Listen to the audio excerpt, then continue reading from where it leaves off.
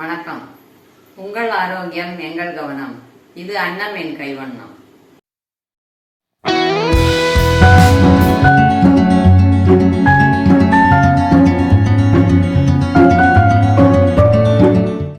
நாம இன்னைக்கு செய்ய போறது கொத்தவரங்காய் பருப்பூசலி. கொத்தவரங்காயை வச்சு பண்ற டிஷ்ஷிலேயே கொத்தவரங்காய் பருப்பூசலி தான் சூப்பரா இருக்கும். Mustard beans பருப்பூசலி. 1/4 கிலோ கொத்தவரங்காய் இந்த மாதிரி சின்ன சின்னதாக நறுக்கி வச்சுக்கணும். 50 கிராம் துவரம்பருப்பு 1 மணி நேரம் ஊற வச்சுருக்கேன். இஞ்சி, பச்சை மிளகாய், கருவேப்பிலை. இப்போ இந்த பருப்பையெல்லாம் அரைச்சி வச்சுக்கலாம். முதல்ல மிளகாயை போடுறேன். இஞ்சி, கொஞ்சம் கருவேப்பிலையை தாளிக்க வச்சுட்டு மீதியை போட்டுடலாம். தண்ணி வடித்து போடணும். சும்மா ஒரு கை தெளிச்சுக்கலாம். இந்த தண்ணியை நம்ம சாம்பார்லேயே இதுலேயே விட்டுக்கலாம். வேஸ்ட் பண்ண வேண்டாம். நல்லா சத்துள்ள தண்ணியாக இருக்கும். பருப்பு ஊற வச்சுருக்கோம் இல்லையா, அதனால இதை வேஸ்ட் பண்ணக்கூடாது. 1-2 அரைக்கணும். இந்த பருப்புக்கு தேவையான உப்பு சேர்த்துக்கலாம். கொஞ்சம் பெருங்காயம் போட்டுக்கலாம். ஒரு 1/2 ஸ்பூன் அளவு பெருங்காயம் போட்டிருக்கேன். இப்போ 1-2 அரைக்கலாம். இந்த மாதிரி பருப்பும் இதுவுமா அரைச்சிக்கணும். இந்த மாதிரி இருக்கு பாருங்க. இப்போ அதே பாத்திரத்தில் இதை ட்ரான்ஸ்ஃபர் பண்ணிக்கலாம். ஃபுல்லாக போட்டுட்டோம். இதை கழுவ வேண்டாம், அப்புறமா இதை யூஸ் பண்ண போகிறோம். மூடி வச்சுக்கலாம். இதை நல்லா தின் லேயராக இப்படி பரப்பி வச்சுக்கணும்.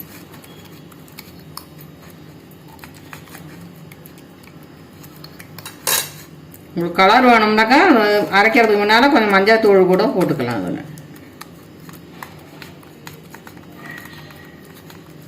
நான் போடலை. முடிஞ்ச வரைக்கும் தின்னாக இது மாதிரி தட்டி வச்சுக்கோங்க. நன்னா வேகும்.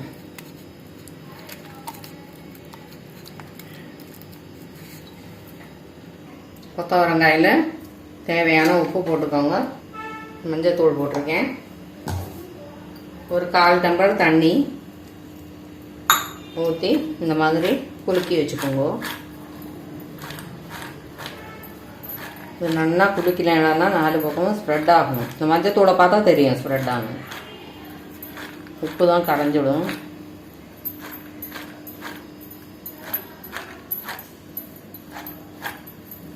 குலுக்க முடியலனாக்கா ஒரு ஸ்பூனை வச்சு கலரி கூட கொடுத்துக்கணும். இதை குக்கரில் ஆவியில் வேக வைக்க போகிறோம். கொத்தவரங்காய் முதல்ல வச்சுட்டேன். மூடியை வச்சு வெயிட் போடக்கூடாது. ஆவி வந்துடுது. 10:25 ஆச்சு. 10:35க்கு சின்னதாகும். 10:40க்கு ஆஃப் பண்ணிடும். பாருங்க, 10:35 ஆயிடுது. இப்போ இதை சிம்மில் வச்சுக்கலாம். இப்போ 5 மினிட்ஸ் ஆயிடுது.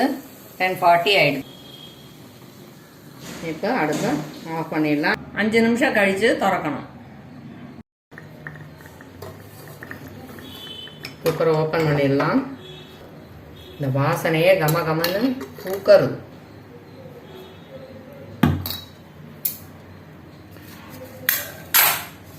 இந்த ஆற விடணும்.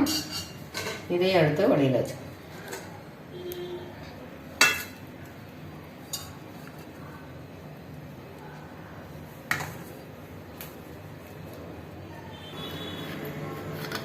இதை இந்த மிக்சியில் போட்டுடணும். ஏற்கனவே அரைச்சோம் இல்லையா, அதே மிக்சியில் கூட போட்டுடணும்.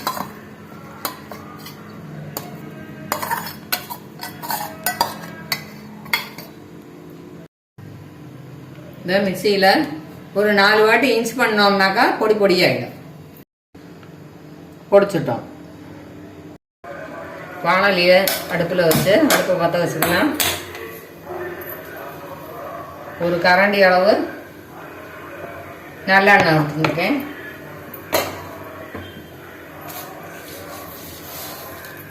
ஒரு ஸ்பூன் கடுகு போட்டிருக்கேன். வடிக்கட்டும். கடுகு வடிச்செடுத்து இந்த கருவேப்பிலை போட்டுக்கலாம்.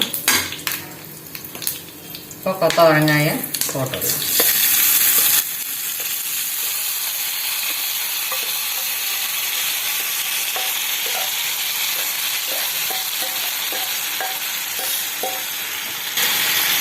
லேசாக அந்த தண்ணியை வத்துறது வரைக்கும்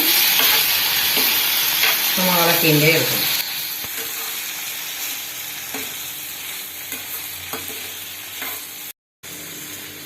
குயிக்காக பண்ணிடலாம். அதனால அடுப்பை கொஞ்சம் பெருசாகவே வச்சுருக்கேன். இப்போ தண்ணி வத்திடுது.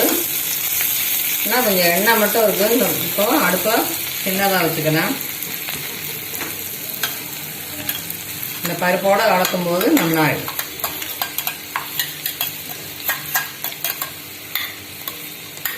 இந்த எண்ணெயெல்லாம் இந்த பருப்பு அப்சர்வ் பண்ணிட்டு நல்லா இருக்கும். கொஞ்சம் லேசாக அப்படி இழுத்து விட்டுக்கலாம். கொஞ்சம் பொறுமையாக செய்யணும். இது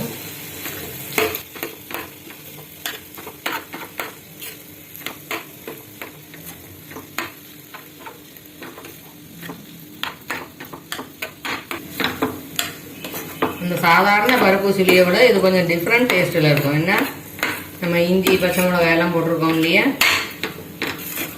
அதனால இது கொஞ்சம் டிஃப்ரெண்ட்டாகவே இருக்கும். சூப்பராக இருக்கும். காரம் கம்மியாக வேணும்னாக்கா உங்களுக்கு இந்த இஞ்சியெல்லாம் கொஞ்சம் கம்மியாக போட்டுக்கலாம். குழந்தையெல்லாம் சாப்பிடும்போது காரமாக இருக்கக்கூடாதுன்னா கொஞ்சம் கம்மியாக போட்டுக்கலாம் இஞ்சியெல்லாம்.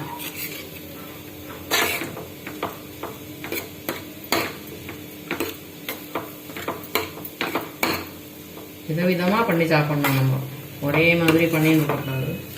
அப்போ தான் குழந்தைகளுக்கும் ரொம்ப பிடிக்கும். பாருங்க, அந்த எண்ணெயெல்லாம் அப்சர்வ் பண்ணிகிட்டே வருது பாருங்க. நீங்களும் ஆக ஆக அதை அப்சர்வ் பண்ணிக்கும் இந்த எண்ணெயெல்லாம். முசிறிக்கெல்லாம் நம்ம நல்லெண்ணெய் விட்டால் தான் நல்லா இருக்கும்.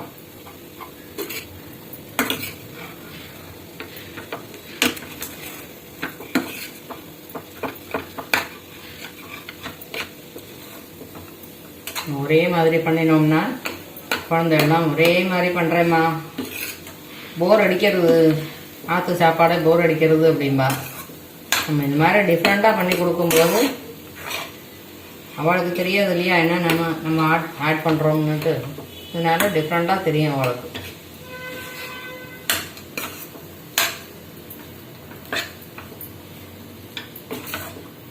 எண்ணெயை அப்சார்ப் பண்ணி எடுத்து இப்போ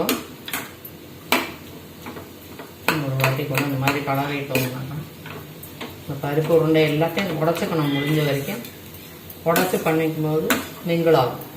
கொத்தவரங்காயோட மிங்கிளாகும்.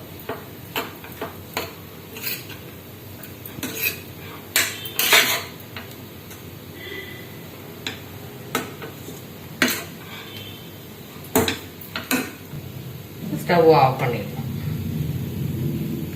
கொத்தவரங்காய் பருப்பு சொல்லி ரெடி ஆயிடுத்து.